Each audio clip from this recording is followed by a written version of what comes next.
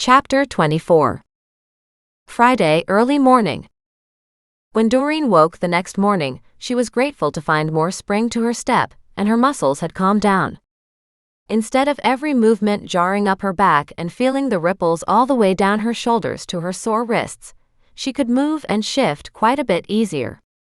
She took a shower to loosen up a little more, and then, with a look at her still full bedroom and a heavy sigh, she headed downstairs.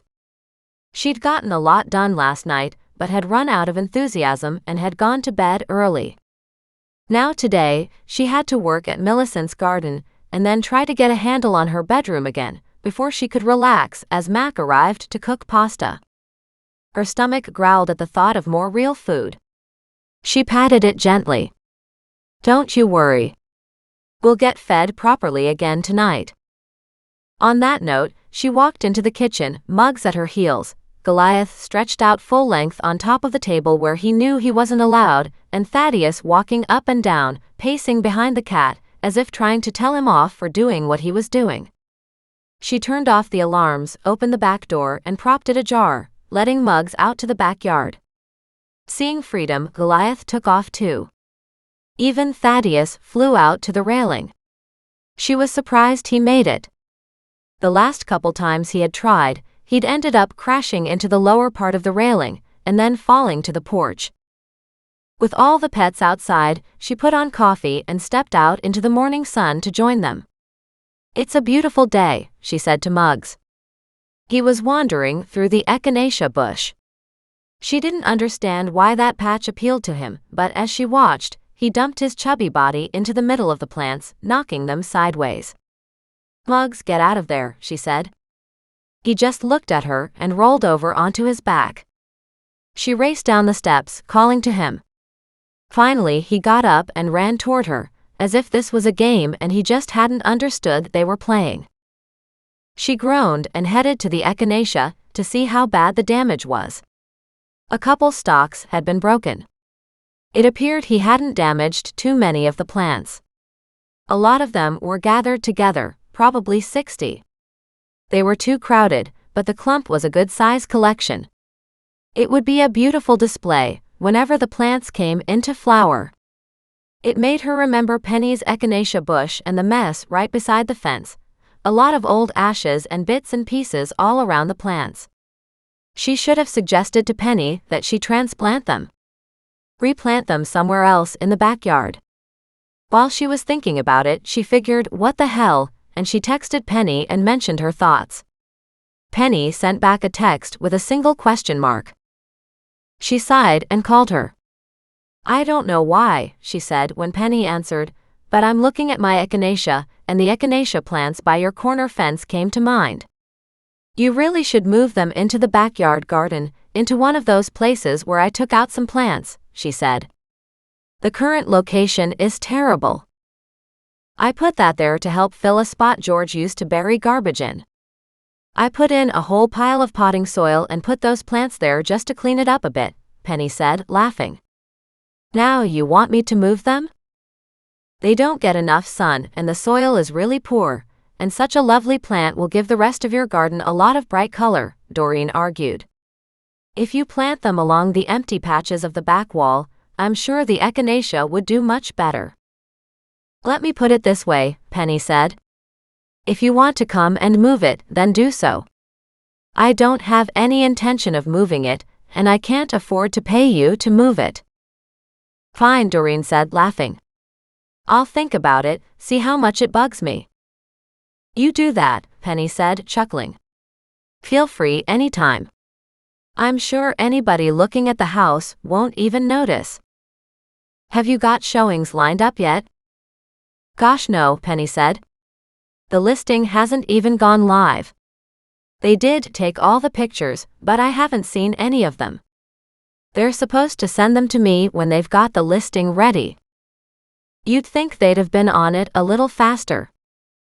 Apparently it also involves the real estate board, who gets sent everything that gets posted, but it's not like Kelowna has its own posting service.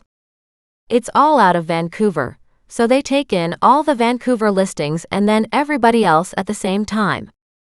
They did say they thought it would go live on Saturday.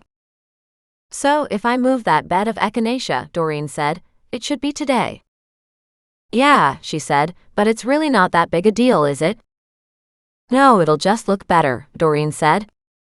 I'm over at Millicent's working on her garden today. I'll see how I feel afterward.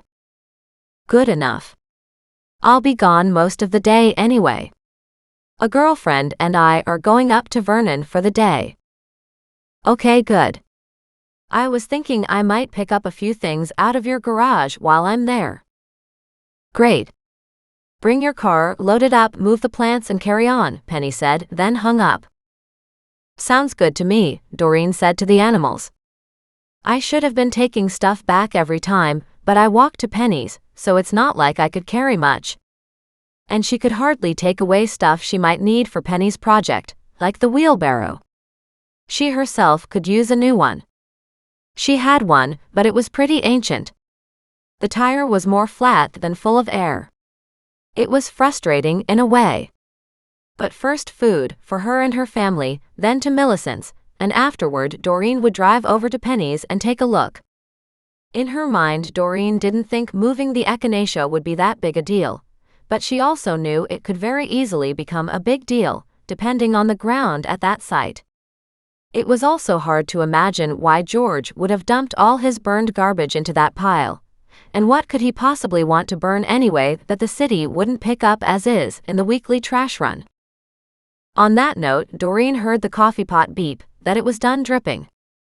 She grabbed a cup and then grabbed George's journal and sat outside, letting the animals wander. She flipped through the beginning of the journal and read an awful lot of dark thoughts. Maybe George hadn't been all that healthy mentally throughout the years.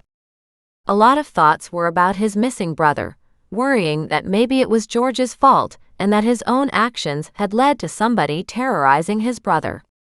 That appeared to be George's main theme. But Doreen didn't understand how that could possibly be. George, so far, didn't explain who was involved or what actions he could possibly have taken that would have affected somebody else. He did make a notation. Helped at the church bazaar. Surely I'm building brownie points to help offset the negative points. She frowned at that, turned down the corner of that journal page so she could refer back to it, and read on. She found so much more of the same, as if trying to counteract a bad deed. He did mention Penny many times, but always in a good light. The journal seemed to be spottier in the last 5 years. There were a couple dated entries, but not many. Nothing was consistent. Checking her watch, she was running out of time. She needed to get to Millicent's before 9 a.m., so she could get the work done before noon, particularly if she wanted to get to Penny's. And of course, Doreen had yet more stuff to take to Wendy's.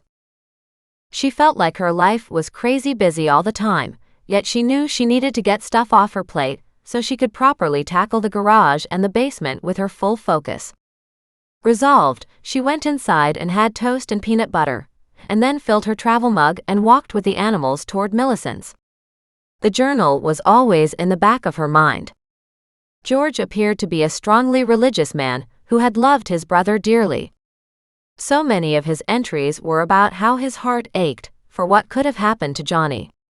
It didn't appear George believed at any time that Johnny could have walked away. George was sure his brother would have contacted him if he could have. As she walked into Millicent's back garden, she held the gate open long enough for Goliath to come racing through. Thaddeus had walked the whole way and looked weary. She scooped him up into her arms and perched him on one of the rocks near where she would be working. And then, grabbing her gloves, hoping Millicent wouldn't be disturbed by her gardening, Doreen went to work weeding the backyard. She needed to spend time in the front yard too, but she'd spend an hour here and an hour there, and hopefully that would be enough to keep everything from getting any rougher looking. By the time she was done in the back, her muscles were aching again. She moved the wheelbarrow around to the front, and there she found Millicent having a cup of tea. She was surprised at that because normally Millicent was friendly and enjoyed talking with her.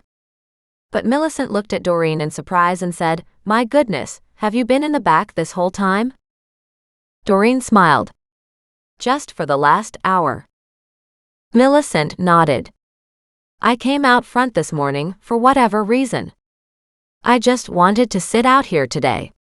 She held up her carafe with her tea and said, and I've probably been sitting here the whole time you've been out back. Doreen chuckled. Doesn't matter, she said. I'm just weeding your garden. She moved to the front bed that was prominently displayed from the street side and cleaned up the weeds encroaching along the edge. With that cleaned up, she moved to the next set of garden beds. You do work hard, don't you? Millicent said in admiration. It's nice to see somebody just get out there, work, and not fuss about it. Can't afford to fuss, Doreen said. These weeds are waiting for that opportunity to jump up, and when you're busy talking, they grow into 10 weeds. Isn't that the truth? Millicent said. She sounded tired.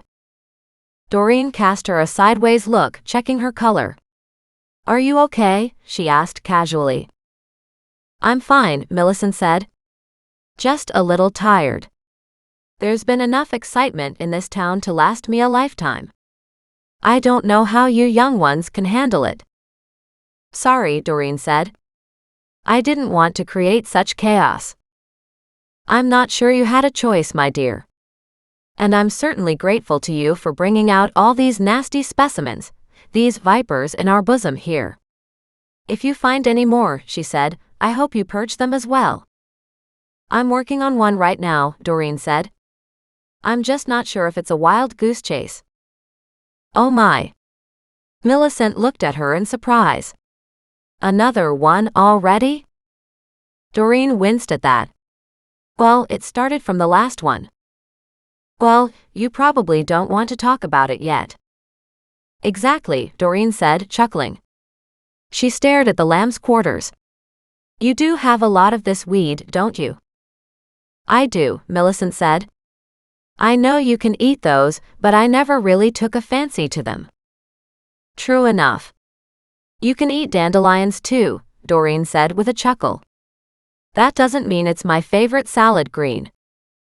An amazing amount of stuff in a normal garden is dangerous, Millicent said. And nobody ever seems to know. That's because most of the time it's not dangerous, unless you take an awful lot of it or you make a heavy distillation. Oh yes, she said. I don't know how many years ago it was, quite a few though, that there was a discussion about some of the more dangerous plants. I think I have foxglove in the backyard. You do, Doreen said cheerfully. But you know. In the right hands, that's a modern miracle medicine. In the wrong hands, of course, it can cause all kinds of trouble. Isn't that the truth? But then some of the most common plants are that way too.